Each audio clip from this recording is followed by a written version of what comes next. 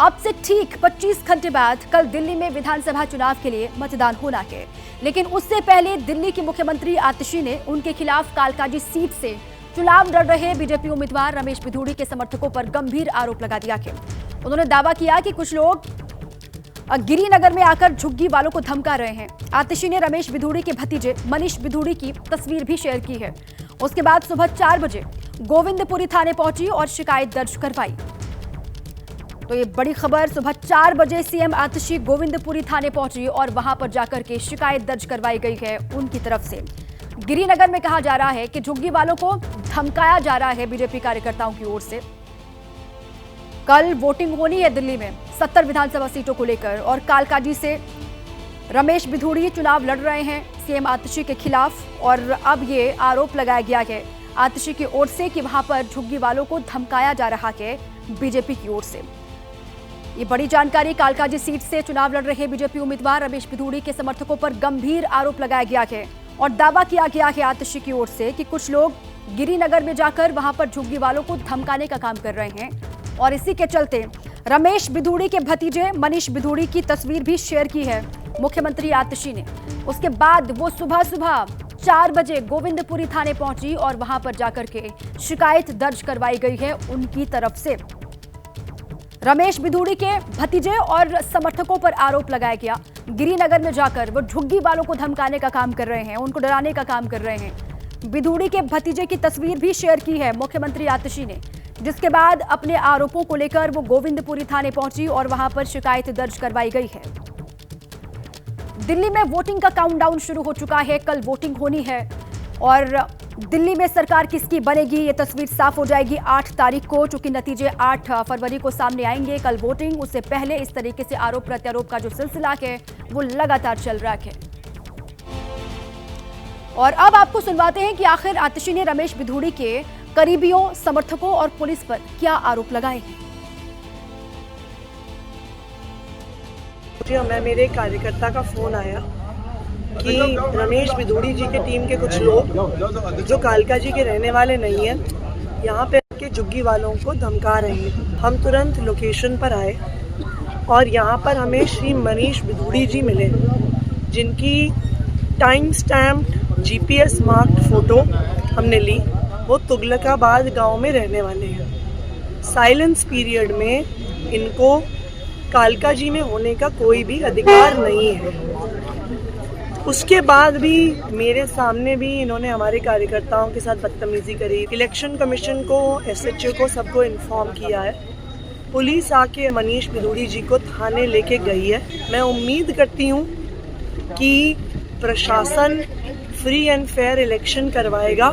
तो लोकल लड़के जो यहाँ पे वीडियो बना रहे थे उनको पुलिस वाले मार पीट कर थाने के अंदर ले गई। उनका गुनाह क्या था कि वो वीडियो बना रहे थे जो तुगलकाबाद गांव के लड़के उन गाड़ी में बैठे हुए थे। वो 2 लोकल लड़के पिछले 1-1.5 घंटे से थाने में बंद हैं। थाने को सील कर दिया गया है, किसी को एंट्री अलाउड नहीं है। अभी तक उन पर कोई एफआईआर नहीं हुई है और वो लड़के उनमें से एक की बाजू सूज गई है बिकॉज उसको इतना मारा गया। हमारे पास वीडियो भी है जो किसी ने यहाँ से इस बिल्डिंग से बनाई थी, जो उस लड़के को लेके जा रहे हैं, पुलिस वाले पीछे से लात मार रहे हैं उसको। तो ये बिल्कुल साफ है कि एक तरफ भारतीय जनता पार्टी की गुंडागर्दी चल रही है और उनके समर्थन में पूरी पुलिस फोर्स लगी हुई है। अब यहाँ पे इलेक्शन कमीशन का फ्लाइंग स्क्वाड भी आया हुआ है। मैं उन्हें बार बार कह चुकी हूँ कि वो 2 लड़के थाने के अंदर हैं। वो कहते हैं एसएचओ को कंप्लेंट करो। भाई एसएचओ ही तो अक्यूज्ड है इस मैटर में। एसएचओ ने मारा है, वीडियो पे मारा है, उसको कैसे कंप्लेंट करें। तो सुना आपने रमेश बिधूड़ी के रिश्तेदारों पर आरोप के साथ साथ आतिशी ने दिल्ली पुलिस को भी कटघरे में खड़ा कर दिया है। आतिशी ने आरोप लगाया कि जो लोग आचार संहिता का उल्लंघन किए जाने का वीडियो बना रहे थे, पुलिस उन्हीं को उठा कर ले आई, उनके साथ मारपीट की गई और मारपीट का आरोप मुख्यमंत्री आतिशी ने एसएचओ पर लगाया है। आतिशी ने सोशल मीडिया पर एक वीडियो भी पोस्ट किया गया और दावा किया गया है उनकी ओर से कि यह वीडियो उन्हीं युवकों को पकड़कर ले जाने के वक्त का है और आतिशी का कहना है कि ये सारी चीज़ें इलेक्शन कमीशन के फ्लाइंग स्क्वाड के सामने हुई, लेकिन उसके बावजूद कोई कार्रवाई उन पर नहीं की गई। और साथ ही उन्होंने सोशल मीडिया पर वीडियो के साथ साथ मैसेज भी पोस्ट किया गया। ये वीडियो भी जो उनकी ओर से पोस्ट किया गया वो आपको दिखा रहे हैं। जो लड़का वीडियो बना रहा था उसको पुलिस मारती हुई ले गई और आप इस वीडियो में देख सकते हैं कि पुलिस उसको लात मार रही है। ये उनकी ओर से जो एक्स पर पोस्ट किया गया है, मैसेज दिया गया है वीडियो के साथ, वो आपको हम बता रहे हैं। वीडियो बनाने वाले पर एक्शन, नियम तोड़ने वाले पर कुछ भी नहीं हुआ, ये उनकी ओर से पोस्ट किया गया है। तो वोटिंग से पहले सीएम आतिशी का ये बड़ा आरोप है। ये वीडियो उनकी ओर से पोस्ट किया गया और सीधे सीधे आरोप लगाए गए हैं। दिल्ली पुलिस को भी कटघरे में खड़ा किया गया है और साथ ही ये कहा जा रहा है चुनाव आयोग की ओर से भी कोई एक्शन नहीं लिया जा रहा, वो भी आंखें मूंदे हुए बैठा है। देखिए आतिशी के आरोप पर दिल्ली पुलिस का क्या कहना है, अब एक बार फिर आपको वो बयान भी सुनवाते हैं। आइए बताइए ना क्या कर रहे हैं हम लड़कों को, क्यों रखा हुआ? हमारे पास भी है। क्या क्या क्या एक्शन? तो आपकी कंप्लेंट आप दे दीजिए, we'll take legal action. My question is उन लड़कों को किस आधार पे कस्टडी में रखा हुआ है? कस्टडी में रखा हुआ है तो जाने दीजिए। तो मेडिकल तो करवाएंगे, आप कंप्लेंट देंगे उनको मारा गया है तो उनका मेडिकल तो चलिए करवाएंगे। जी मेडिकल के लिए ले जा रहे हैं। चलिए जी मेडिकल के लिए हम भी चल रहे हैं, मेडिकल के लिए ले जा रहे चलिए। हैं। 2 घंटे से क्या कर रहे थे आप?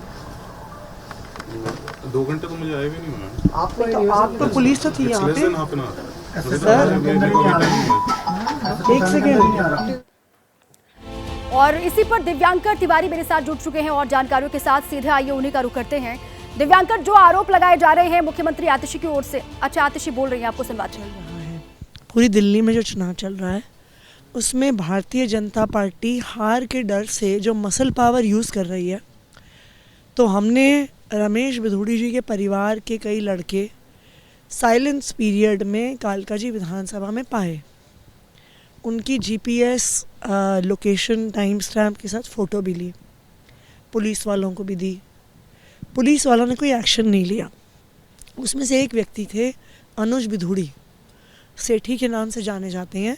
रमेश बिधूड़ी जी के शायद भतीजे या भांजे हैं। जब उनको एक गाड़ी में पाया गया तो उनको शायद भगाने के लिए या जो लड़के वहाँ पे वीडियो बना रहे थे उनको डाइवर्ट करने के लिए 2 लड़कों को पुलिस ज़बरदस्ती पीट के थाने ले आई। रात को करीब 1 बजे। अब 6 बजे हैं। 5 घंटे थाना मेडिकल कंप्लेंट करने के बाद अब उन्हें वापस लेके आया गया है। तो जो मॉडल कोड ऑफ कंडक्ट के वायलेशन की वीडियो बनाएगा वो 5 घंटे थाने में रहेगा। जो मॉडल कोड ऑफ कंडक्ट का वायलेशन करेगा उसे पुलिस खुली छूट दे देगी। तो भारतीय जनता पार्टी तो गुंडागर्दी कर ही रही है, लेकिन पुलिस की शह में कर रही है। मैम, सुबह के 6 बज चुके हैं, अब तक का क्या अपडेट है? क्या जिन लोगों को लाया गया था क्या वो आम आदमी पार्टी से जुड़े हुए हैं? एक सवाल ये भी आ रहा, और क्या अभी उन लोगों को छोड़ा गया है? क्या वो आम आदमी पार्टी से नहीं जुड़े, वो बस स्थानीय लोग थे जो वहाँ पर मौके पे मौजूद थे, जिन्होंने देखा कि कुछ हो रहा और वहाँ पे शायद वीडियो बना रहे थे उस एमसीसी वायलेशन का। लेकिन उनको पुलिस ने काफ़ी बर्बरता से पीटा। इस मुद्दे को भी हम इलेक्शन कमीशन के साथ टेकअप करेंगे। शायद वापस लेके आए हैं पर मीडिया के डर से थाने तक नहीं लेके आए हैं। जी, तो मैम अगला कदम आपका क्या रहेगा, और आपको क्या लगता है ये सारी चीज़ें क्यों हो रही हैं? आज 4 तारीख हो ही गई, सुबह का दिन है और कल सुबह इलेक्शन वोटिंग शुरू हो जाएगी, तो क्यों इस समय इतना कम समय बचा है? ऐसा क्यों हो रहा है? क्योंकि बीजेपी चुनाव हार रही है और बुरी तरह से हार रही है। पूरी दिल्ली में भी हार रही है और कालकाजी में भी हार रही है। ये हार की बौखलाहट है। मैम, एक आखिरी सवाल ये भी रहेगा कि मैम जिन लड़कों को यहाँ पर थाने में लाया गया है उनके कुछ वीडियोस भी सामने आए हैं जिसमें ये जानकारी निकल कर आ रही है कि उन लोगों ने पुलिस वालों के ऊपर हाथ उठाए, जिसके बाद उन्हें यहाँ पर लाया गया। सारे वीडियोस हैं, किसी ने किसी पे नहीं हाथ उठाया। पुलिस वाले का फ़ोन नीचे किया था उन्होंने, उसको मौका यूज़ करके डाइवर्ट करने के लिए वहाँ पे अनुज बिधूड़ी, लालू बिधूड़ी, ये कई सारे लड़के बिधूड़ी परिवार के उस गाड़ी में मौजूद थे। उनको शायद एग्ज़िट देने के लिए अनुज बिधूड़ी तो मौके से भाग भी गए पुलिस वालों के सहयोग से। शायद ये पूरा डाइवर्जन क्रिएट किया गया। लेकिन जनता सब देख रही है कि हो क्या रहा है। मैम, दिल्ली में कल वोट डाले जाएंगे, 8 को रिजल्ट आएंगे, क्या उम्मीदें हैं और चुनाव के मद्देनजर क्या आपको लगता है कि दिल्ली में क्या होगा? अरविंद केजरीवाल जी की सरकार भारी बहुमत से बनेगी। सीटें मैम? मुख्यमंत्री हमारे साथ अनजाने में सीटें पूरी मैम? रात आप तो दिल्ली की सीएम आतिशी जो रात में तकरीबन 2 बजे के आसपास यहाँ पर थाने में पहुंचती हैं और जिसके बाद लगातार जो शिकायतों का सिलसिला है वो चलता है। सबसे पहले थाने से कुछ दूरी पहले उन्होंने चुनाव आयोग के जो फ्लाइंग स्क्वाड की टीम थी उसको शिकायत दी कि तमाम जो है चुनाव की जो आचार संहिता लगी हुई है उसका उल्लंघन हो रहा है और इसके खिलाफ पुलिस जो है वो एक्शन नहीं ले रही है। चुनाव आयोग भी इसका संज्ञान लेना चाहिए। और उसके बाद उन्हें यह भी जानकारी मिलती है कि कुछ लोगों को गोविंदपुरी थाने जिसके बाहर हमारी मौजूदगी है, यहाँ से चंद मीटर की दूरी पर जो लोग चुनाव आचार संहिता का उल्लंघन कर रहे थे उन्हें पुलिस यहाँ पर थाने लेकर आती है। तो वो थाने आती हैं और तकरीबन इस समय 3:30 से 4 बजे का समय हो जाता है। अंदर थाने के अंदर पहुँचती हैं, यहाँ पर जो लोग हैं उनका हालचाल देखती हैं और उन्हें उसके बाद जब आतिशी यहाँ पर थाने में पहुँचती हैं उसके बाद उन लोगों को मेडिकल कराने के लिए भेजा जाता है। और अब तकरीबन 2 घंटे बाद उन लोगों का मेडिकल कराए जाने के बाद वो लोग अब थाने में मुख्यमंत्री आतिशी की ओर से कहा गया कि हार का डर है जिस वजह से रमेश बिधूड़ी ये सब वहां पर करवा रहे हैं और पुलिस भी उनके साथ मिली हुई है, ये उनकी ओर से बात कही गई। आप रहे मेरे साथ। देखिए, आतिशी ने एक के बाद एक आरोप लगाए। बीजेपी उम्मीदवार रमेश बिधूड़ी के करीबियों और समर्थकों को कटघरे में खड़ा किया। दिल्ली पुलिस पर भी सवाल उठाए गए हैं उनकी ओर से। वीडियो जारी किया गया तो दिल्ली पुलिस की ओर से भी आतिशी के वीडियो का जवाब दिया गया। आतिशी के आरोपों पर दिल्ली पुलिस का जवाब है। वीडियो जारी किया गया और कहा गया कि आतिशी के वीडियो का जवाब है। हिरासत में लिए गए व्यक्ति ने पुलिस को थप्पड़ मारा था, ये पुलिस की ओर से बात कही गई है। तो आतिशी के वीडियो के जवाब में दिल्ली पुलिस का भी एक वीडियो आपको इस वक्त हम दिखा रहे हैं और दिल्ली पुलिस की ओर से कहा गया कि हिरासत में लिए गए व्यक्ति ने पुलिस को थप्पड़ मारा था जिसके बाद उसको हिरासत में लिया गया।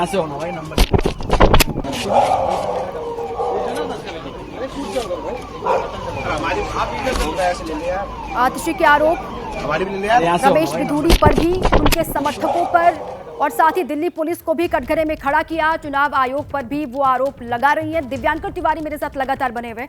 दिव्यांकर, आपने खुद आतिशी से बात की और साथ ही उन्होंने भी ये कहा कि हार रहे हैं इस बार रमेश बिधूड़ी इस सीट से, इस वजह से वो इस तरीके से अपने समर्थकों से करवा रहे हैं और जिनको हिरासत में लिया गया उनको लेकर भी कहा कि जिन्होंने कुछ नहीं किया पुलिस ने उन्हीं को अंदर कर दिया। अब इन तमाम आरोपों पर पुलिस की ओर से क्या कहा जा रहा है? कोई सफाई उनकी ओर से अभी आई है इस वक्त? जी, देखिए, अब साफ तौर से पुलिस इस पूरे मामले को लेकर पड़ताल करने में जुटी हुई है। लगातार जो इलाके के जो उस समय जो लोग या फिर जो अधिकारी उस इलाके में उस टाइम गश्त कर रहे थे, चूँकि आचार संहिता लगी हुई है दिल्ली में, 5 बजे तक प्रचार का समय था। उसके बाद अलग अलग इलाकों में जो पुलिस की टीमें हैं वो गश्त कर रही थी और इसी दौरान जब थाने से तकरीबन 300 से 400 मीटर की दूरी पर काफ़ी ज़्यादा भीड़ नज़र आती है, कई सारी जो गाड़ियां हैं वो खड़ी हुई नज़र आती हैं। तो जैसा पुलिस के जो सूत्र हैं वो बता रहे हैं, जो दावा कर रहे हैं कि वहाँ पर एक पुलिस के अधिकारी वो वीडियो बनाने लगते हैं और उस दौरान जो तस्वीरें हमारे दर्शकों ने देखी उस तरह की तस्वीरें होती हैं, जिसके बाद जो व्यक्ति पुलिस के अधिकारी के साथ हाथापाई करता है उसको पुलिस वाले यहाँ पर थाने पर लेकर चले जाते हैं। तो इस तरह का दावा जो है वो दिल्ली पुलिस के जो अधिकारी हैं उनकी ओर से किया जा रहा है। लेकिन साफ तौर से एक जो बड़ा आरोप है वो दिल्ली के सीएम आतिशी की ओर से लगाया जा रहा है कि खासकर कालकाजी विधानसभा सीट पर जो बीजेपी के उम्मीदवार हैं रमेश बिधूड़ी, उनके भतीजे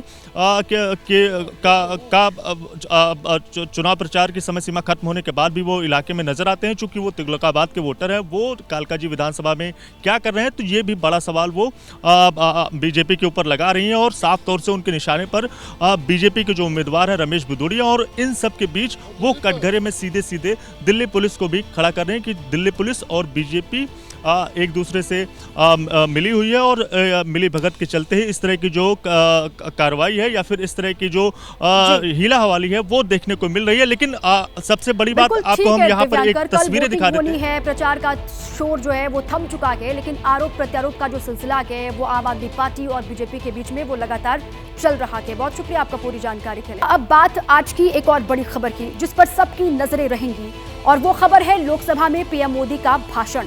राष्ट्रपति के अभिभाषण पर संसद में आज भी चर्चा जारी रहेगी और पीएम मोदी लोकसभा में आज चर्चा करेंगे। धन्यवाद प्रस्ताव पर वो जवाब देंगे। पीएम नरेंद्र मोदी शाम 5 बजे का वक्त है जब धन्यवाद प्रस्ताव पर बोलना शुरू करेंगे और इस दौरान विपक्ष के हमलों का एक एक करके जवाब देंगे पीएम मोदी। जैसे राहुल गांधी के वार पर पलटवार पीएम कर सकते हैं। लोकसभा में राष्ट्रपति के अभिभाषण पर चर्चा के दौरान कल नेता प्रतिपक्ष राहुल गांधी ने चीन और अमेरिका को लेकर अपने भाषण में ऐसे दावे कर दिए जिसे लेकर संसद में जोरदार हंगामा हुआ। और आज पीएम मोदी राहुल गांधी समेत विपक्ष के आरोपों का, सवालों का जवाब देंगे।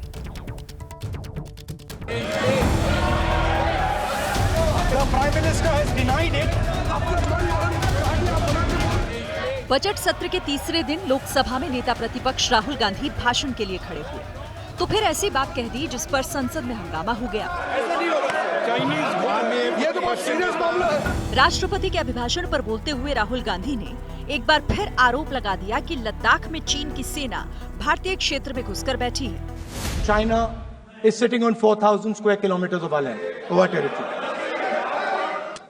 The reason China is inside our territory is important.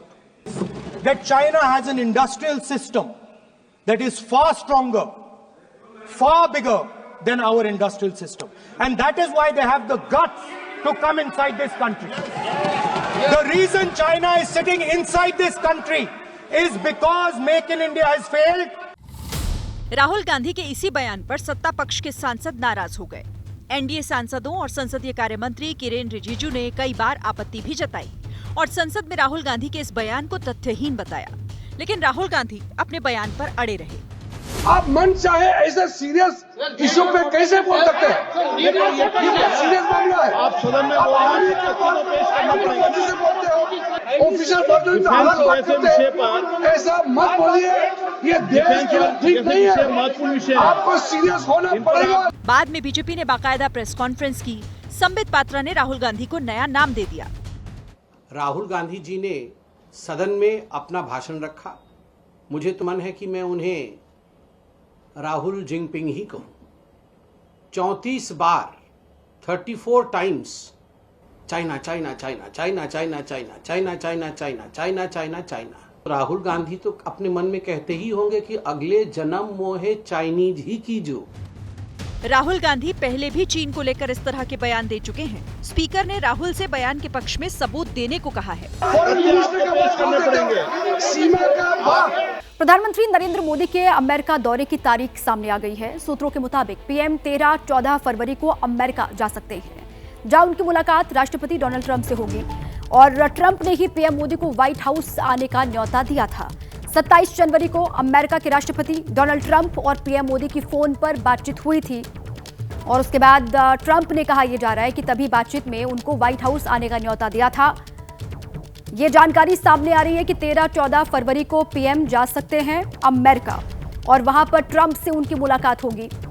27 जनवरी को ट्रंप और मोदी की फोन पर बातचीत हुई थी। दोनों ही नेताओं ने फोन पर बातचीत की थी, जिसके बाद अब पीएम मोदी के अमेरिका दौरे की तारीख सामने आ गई है।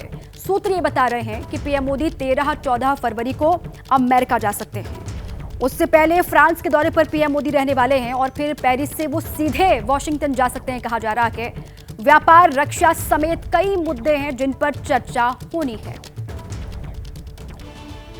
और इधर पीएम मोदी के अमेरिका दौरे की डेट आ गई, लेकिन उससे पहले लोकसभा में नेता विपक्ष राहुल गांधी ने ट्रंप और मोदी पर ऐसा बयान दिया जिस पर सियासत अब गर्मा गई है। राहुल गांधी ने दावा किया कि पीएम मोदी को बुलावा मिले, इसलिए विदेश मंत्री एस जयशंकर ट्रंप के शपथ समारोह में शामिल हुए। राहुल के बयान पर लोकसभा में सत्ता पक्ष और विपक्ष के बीच तीखी नोकझोंक देखने को मिली। When we talk to the United States, we would not send our foreign minister to invite our prime minister to his coronation. We would not send him 3 or 4 times, please invite our prime minister. Because if we had a production system and if we were working on these technologies, the American president would come here and invite the prime minister. Sir, leader of opposition cannot make such serious unsubstantiated statement. This is related to the relation between two countries, and he is making a unverified statement about invitation of the Prime Minister of our country. Is matter of our dignity. How can you make such kind of statement? He is leader of opposition, sir. He should be responsible in making such statement. I am sorry that disturbed you, that question. I apologize for disturbing your peace of mind. It's okay. I've apologized. I've apologized for disturbing your peace of mind. I'm sorry. Apologize for lying to the house. ऐसा नहीं होता है. तो serious होना चाहिए leader of opposition को. कम से कम देश के मामले में तो एक हो. देश के मामले में तो एक वॉइस से बोलना चाहिए. ये गलत बात है. ये ठीक नहीं है. लीडर ऑफ अपोजिशन को इस तरह का बयानबाजी नहीं करना चाहिए. तो राहुल गांधी ने दावा किया, आपने सुना कि पीएम मोदी को बुलावा मिले, इसलिए वहां पर विदेश मंत्री गए थे ट्रंप के शपथ समारोह में। राहुल ने जो बयान दिया उसके बाद लोकसभा में जबरदस्त बहस हुई। सत्ता पक्ष और विपक्ष के तमाम सांसद आमने सामने आ गए। अब 13-14 फरवरी को पीएम मोदी अमेरिका जाने वाले हैं, वहां पर ट्रंप के साथ उनकी मुलाकात होनी है, अलग अलग मुद्दों पर चर्चा होगी। लेकिन उससे पहले लोकसभा में दिया गया राहुल गांधी का ये बयान, जिसको लेकर अब नई सियासत शुरू हो गई है। उन्होंने दावा किया कि विदेश मंत्री एस जयशंकर इसलिए वहां पर गए ट्रंप के शपथ समारोह में ताकि पीएम मोदी को वहां बुलावा मिल सके। अब इस पर सत्ता पक्ष की ओर से जवाब दिया गया और इस तरीके से बेबुनियाद बातें कहने से परहेज करना चाहिए नेता विपक्ष को, इस तरीके की बात सत्ता पक्ष की ओर से कही गई। तो राहुल का मोदी ट्रंप पर यह बयान, जिस पर सियासी संग्राम खड़ा हो गया कि पीएम मोदी 13-14 फरवरी को अमेरिका जाने वाले हैं, उनका विदेश दौरा, तारीख सामने आ गई है। और इस बीच में राहुल गांधी का यह बयान ट्रंप और प्रधानमंत्री नरेंद्र मोदी को लेकर उनकी ओर से दावा किया गया है कि वहां पर जब शपथ ग्रहण समारोह हो रहा था डोनाल्ड ट्रंप का, उसमें भारत के विदेश मंत्री एस जयशंकर शामिल हुए थे। और राहुल गांधी ने कहा कि जयशंकर इसलिए वहां पर गए थे ताकि पीएम मोदी को अमेरिका का, व्हाइट हाउस का न्योता मिल सके।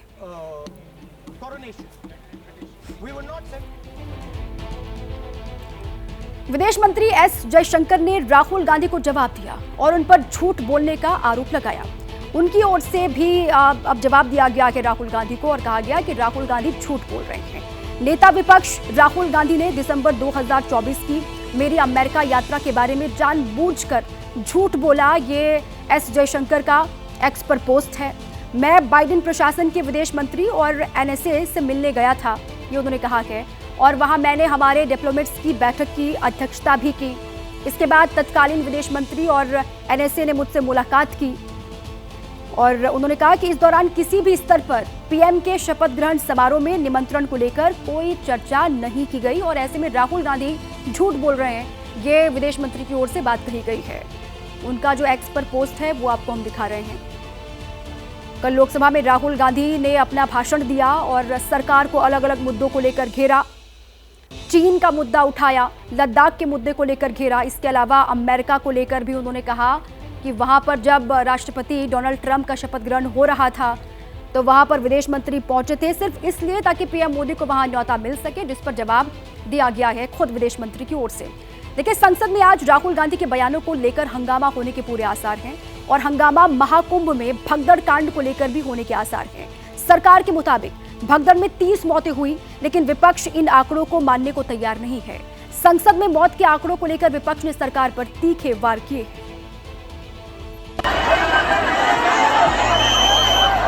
मैं महाकुंभ में दिवंगत लोगों को श्रद्धांजलि देता हूं, जिन्होंने आज हजारों की संख्या में वहां पर अपनी जान दी है कुंभ मेला।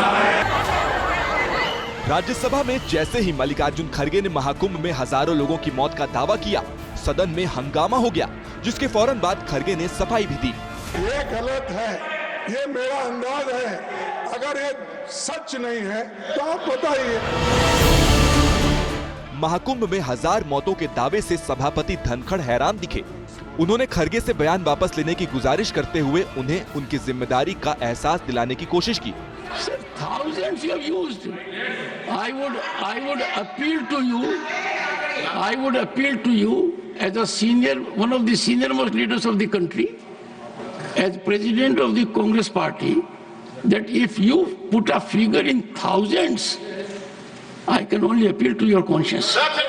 ठीक है, मैं thousands बोला, इसीलिए मैं इस अंदाज से नहीं बोला किसी को ब्लेम करने के लिए, लेकिन वहां हुआ कितना, कितने लोग मरे, कम से कम वो इंफॉर्मेशन दे दो। अगर मैं गलत हूं, ठीक है, मैं आपसे माफी मांग लूंगा गलत है तो। हालांकि खरगे अपनी बात पर अड़े रहे, कह रहे थे अगर मैं गलत हूं तो माफी मांगूंगा, लेकिन सरकार मुझे गलत साबित तो करे। खरगे का बयान चौंकाने वाला था, क्योंकि कहां 30 मौतों का सरकारी आंकड़ा और कहां खरगे के 1000 मौतों का दावा। खरगे के फौरन बाद राज्यसभा में बोलने के लिए केंद्रीय मंत्री पीयूष गोयल उठे और कांग्रेस के राष्ट्रीय अध्यक्ष को नेहरू के जमाने के भगदड़ की याद दिला दी। जवाहरलाल नेहरू 1954 में प्रधानमंत्री थे। 800 लोग मौनी अमावस्या के दिन, 800 लोग 3 फरवरी 1954 मौनी अमावस्या के दिन स्टैम्पीड की वजह से मृत्यु हुई थी। तेरा भगदड़ वर्सेस मेरा भगदड़ की लड़ाई के बाद जब नेता बाहर आए तब और चौंकाने वाले दावे कर रहे थे। उन्हीं में से एक थी जया बच्चन, जो कह रही हैं कि कुंभ में मरने वालों को गंगा में बहा दिया गया। सबसे ज्यादा कंटामिनेटेड वाटर इस वक्त कहाँ है? कुंभ में है। उसके लिए कोई सफाई नहीं दे रहे। बॉडीज जो पानी में डाल दी गई हैं, उससे पानी कंटामिनेटेड हुआ है। जया बच्चन समाजवादी पार्टी से ताल्लुक रखती हैं। उनकी तरह उनकी पार्टी के मुखिया भी उत्तर प्रदेश की योगी सरकार को हर दिन घेर रहे हैं। सरकार नहीं खोज रही है, न गिनती बता रही है। अगर वो थाने जाते हैं तो कहते हैं खोया पाया केंद्र में जाओ। कितने लोग खोए हैं उसकी डिजिट नहीं बता पा रहे हैं। कितने लोग खोए हैं उसकी डिजिट नहीं बता पा रहे हैं। इधर विपक्ष के दावों के बीच लोकसभा में सरकार की तरफ से भगदड़ को साजिश का एंगल दे दिया गया। उसकी भी जांच चल रही है और उस जांच में भी षड्यंत्र की बू आ रही है। जब पूरा जांच सामने आएगी तो वो हादसा किसने करवाया उनको शर्म से झुकना पड़ेगा, ये भी मैं कहना चाहता हूँ।